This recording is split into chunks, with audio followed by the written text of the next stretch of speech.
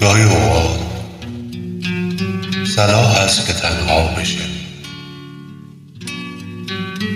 چون مقدر شده تک خال ورقها بشوی.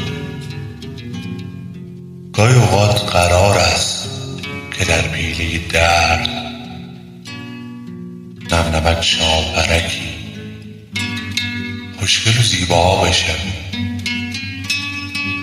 گاهی انگار ضروری است بگندی در خود،